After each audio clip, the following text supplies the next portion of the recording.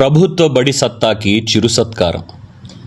ఇది కేవలం సత్కారం కాదు, ఇది తల్లిదండ్రుల కన్నీళ్లకు ఆనంద భాష్పాల నీరాజనం, ఉపాధ్యాయుల కఠోర శ్రమకు దక్కిన గౌరవం. అవును, ఉత్తరాంధ్ర తీరాన ఉవ్వెత్తున ఎగిసిన ప్రభుత్వ బడుల ప్రతిభా తరంగాలు, చదువు కొనలేని పేద కుటుంబాలు, ప్రైవేటు పాఠశాలలకు దీటుగా పాఠ్యాంశ బోధనలో మేటిగా శ్రమనే నమ్ముకుని అవకాశాలను అందిపుచ్చుకుని బీరతిలకం దిద్దుకున్న ప్రభుత్వ పాఠశాల విద్యార్థులు. 2026 మే 3న విజయనగరం కలెక్టర్ కార్యాలయంలో ఒక అద్భుతమైన క్షణం చరిత్రలో నిలిచింది.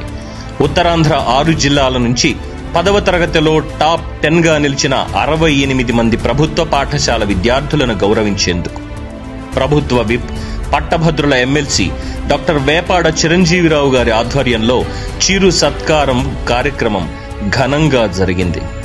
మెరిట్ సర్టిఫికెట్, నగదు బహుమతి, శాలువతో సత్కారం మాత్రమే కాకుండా విద్యార్థులు, వారి తల్లిదండ్రులు, వారిని తీర్చిదిద్దిన ప్రధానోపాధ్యాయులు, ఉపాధ్యాయులతో కలిసి ఆత్మీయ విందును పంచుకుంటూ, ఇది కేవలం చిరు సత్కారం కాదు, ప్రభుత్వ విద్యకు లభించిన మహా గౌరవం అని భావించి సంబరాలను అంబరాలంటేలా ఘనంగా జరుపుకున్నారు.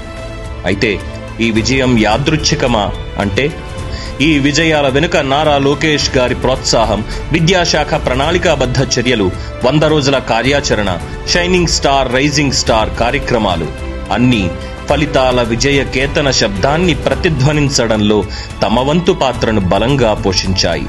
ఇక ఈ కార్యక్రమానికి ప్రజా ప్రతినిధులు, అధికారులు హాజరై ప్రభుత్వ విద్యలో వస్తున్న మార్పులను ప్రశంసించారు. ప్రభుత్వ బడి అంటే చదువుతో పాటు ఉన్నత విలువలు, ఆత్మవిశ్వాసం నింపే ఒడిగా, అరుదైన అవకాశాలతో భవిష్యత్తును నిర్మించే గుడిగా నిలుస్తుందని ఆ 68 మంది విద్యార్థులు ప్రభుత్వ బడి శక్తిని ప్రపంచానికి చాటి చెప్పారు. మనస్ఫూర్తిగా చెప్పాలంటే, అవకాశం ఇస్తే ప్రతిభ వికసిస్తుంది, నాయకత్వం నిర్ణయాత్మక పాలన అందిస్తే విద్య అద్భుతాలు సృష్టిస్తుంది.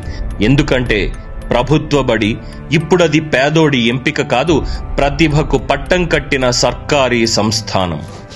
This was the first step to build our career. We could feel a bit encouraged to get successful in our future, and also it gives a lot of encouragement and inspiration for the upcoming students. So I would like to thank for organizing such a wonderful event, sir.